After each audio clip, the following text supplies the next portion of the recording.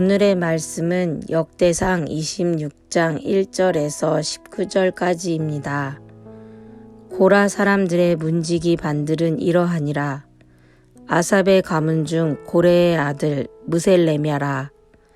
무셀레미아의 아들들인 맏아들 스가랴와 둘째 여디아엘과 셋째 스바랴와 넷째 야드니엘과 다섯째 엘람과 여섯째 여호하난과 일곱째 엘여호에네이며 오베데돔의 아들들은 맏아들 스마야와 둘째 여호사밧과 셋째 요아와 넷째 사갈과 다섯째 느다넬과 여섯째 암미엘과 일곱째 이사갈과 여덟째 부울레데이니 이는 하나님이 오베데돔에게 복을 주셨음이라. 그의 아들 스마야도 두어 아들을 낳았으니 그들의 조상의 가문을 다스리는 자요 큰 용사라. 스마야의 아들들은 오드니와 르바엘과 오벳과 엘사밧이며 엘사밧의 형제 엘리후와 스마갸는 능력이 있는 자이니 이는 다 오베데돔의 자손이라. 그들과 그의 아들들과 그의 형제들은 다 능력이 있어 그 직무를 잘하는 자이니 오베데돔에게서 난 자가 62명이며 또 무셀레미아의 아들과 형제 18명은 능력이 있는 자라. 무라리 자손 중 호사에게도 아들들이 있으니 그의 장자는 시므리라. 시므리는 본래 맏아들이 아니나 그의 아버지가 장자로 삼았고 둘째는 힐기야요 셋째는 드발리야요 넷째는 스가리아이니 호사의 아들들과 형제들이 13명이더라. 이상은 다 문지기의 반장으로서 그 형제처럼 직임을 얻어 여호와의 성전에서 섬기는 자들이라. 각 문을 지키기 위하여 그의 조상의 가문을 따라 대소를 막론하고 다 제비를 뽑혔으니 셀레미아는 동쪽을 뽑았고 그의 아들 스가랴는 명철한 모사라.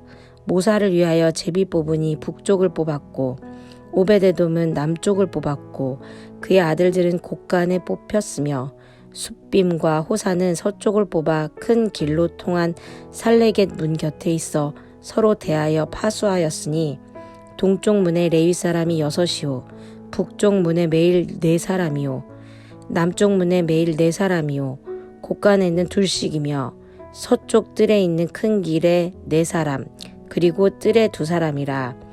고라와 무라리 자손의 문지기의 직책은 이러하였더라. 아멘. 오늘 본문은 다윗이 성전을 지킬 문지기들을 세우는 내용입니다.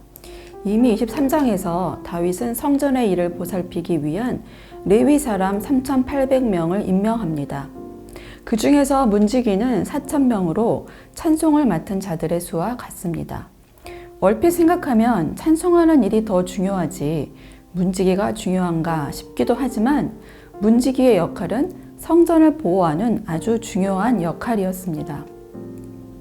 오늘 본문 중에는 오베데돔의 이야기가 4절에서 8절까지 나옵니다. 오베데돔은 어떤 사람입니까?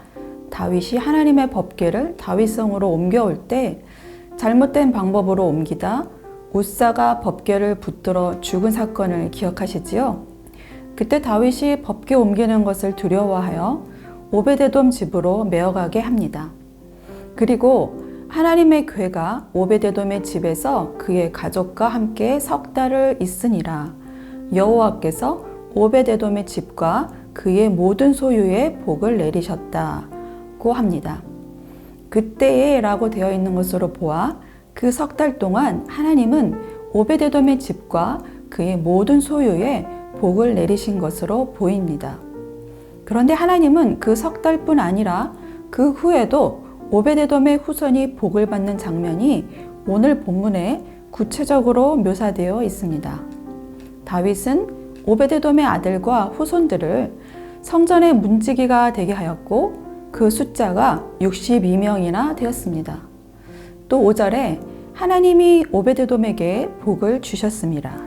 6절에 큰 용사라, 7절에 능력이 있는 자, 8절에 능력이 있어 그 직무를 잘하는 자이니 라며 칭찬을 매절마다 아낌없이 하는 것을 볼 수 있습니다. 자랑하고 싶고 칭찬하고 싶은 하나님의 마음이 묻어나는 것 같습니다. 왜 하나님은 이렇게 오베데돔과 그 집안에 복을 주셨을까요? 그것은 오베데돔이 3달 동안 하나님의 법궤를 잘 지켰기 때문입니다. 오베데돔은 자신의 의도와는 상관없이 두려운 법궤를 지키는 자가 되었습니다. 오베데돔이라고 두렵지 않았겠습니까? 다윗도 두려워 메어가지 못한 법궤를 지키려니 하루도 마음이 편한 날이 없었을 것 같습니다. 그러나 오베데돔은 어떻게 법궤를 지켰는지는 알 수 없지만 아마도 신실하게 법궤를 잘 지켰던 것 같습니다. 그 결과로 하나님은 그 집과 모든 소유에 복을 내리셨다고 하셨습니다. 그리고 더 나아가 그의 후손들은 법궤만이 아니라 성전 전체를 지키는 문지기로 부름을 받았습니다. 우리도 내일이 아닌 것 같은데 해야 하는 일 있지요? 교회에서도 있을 수 있고 가정에서도 회사에서도 학교에서도 있을 수 있습니다. 나만 하는 것 같고 포기하고 싶은 일도 있을 수 있습니다. 그러나 오늘 우리는 본문을 통해서 묵묵히 그 자리를 지키고 순종하는 사람을 하나님이 기억하시고 복 주시는 사실을 알 수 있습니다. 또 적용해 볼 포인트는 구약시대의 성전이 이제는 내가 성전이라는 사실입니다. 고린도전서 3장 16절에는 너희가 하나님의 성전인 것과 하나님의 성령이 너희 안에 거하시는 것을 알지 못하느뇨? 라고 사도 바울은 말하였습니다. 그렇습니다. 이제는 성령이 거하시는 내가 곧 성전입니다. 성전 문지기는 성전이 거룩을 유지하도록 출입을 관리하는 사람들입니다.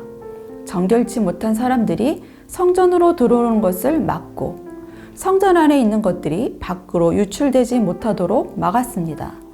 또 성전 안에 더러운 것들은 밖으로 내보내는 역할도 하였습니다. 이렇게 문지기는 밤낮으로 24반차를 따라 성전을 지키는 일을 하던 자들이었습니다. 우리도 성전인 나를 잘 지키는 문지기를 세워야겠습니다.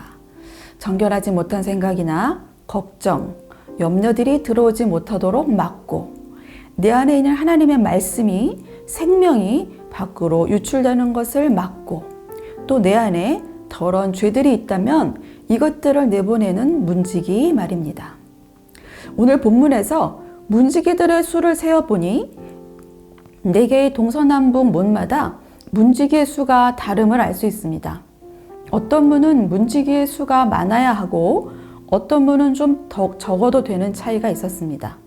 이처럼 우리도 내 성전을 지키기 위해 내가 약한 문의 문지기를 더 세울 필요가 있습니다. 나는 염려와 걱정이 많이 들어온다 하고 생각하면 그쪽에 문지기를 집중하여 세우고 요즘 하나님의 말씀을 잘 기억하지 못한다면 그쪽에 문지기를 많이 세워서 성전을 거룩하게 지켜야겠습니다. 요즘 유년부 아이들과 예배 드리기 전에 예배에 불필요한 것들을 한쪽에 두는 훈련을 하고 있습니다. 첫날은 제가 핸드폰이나 물병 등을 한쪽에 두고 예배하자고 하였더니 두 번째 주는 아이들이 자진해서 이것도 예배에 방해가 된다며 놓더라고요. 그렇습니다. 우리도 매일 삶에 있어 하나님의 성전으로 살기에 불필요한 것들을 제거하고 하나님의 말씀으로, 기도로, 찬양으로 채워야 온전한 성전이 될 수 있습니다. 오늘 말씀 기억하면서 함께 기도하겠습니다. 첫째, 오베데돔처럼 이해되지 않고 어려운 일을 감당해야 하더라도 묵묵히 하나님의 뜻을 물으며 순종하는 삶 되게 하소서. 두 번째, 내가 하나님의 거룩한 성전인 것을 기억하고 성전을 더럽히는 것들을 들어오지 못하도록 잘 막고 반대로 하나님의 말씀은 밖으로 나가지 못하도록 잘 지키게 하소서. 오늘 하루도 거룩한 성전이 되어서 나와 내 집이 복을 받는 청년가족 되시기 바랍니다.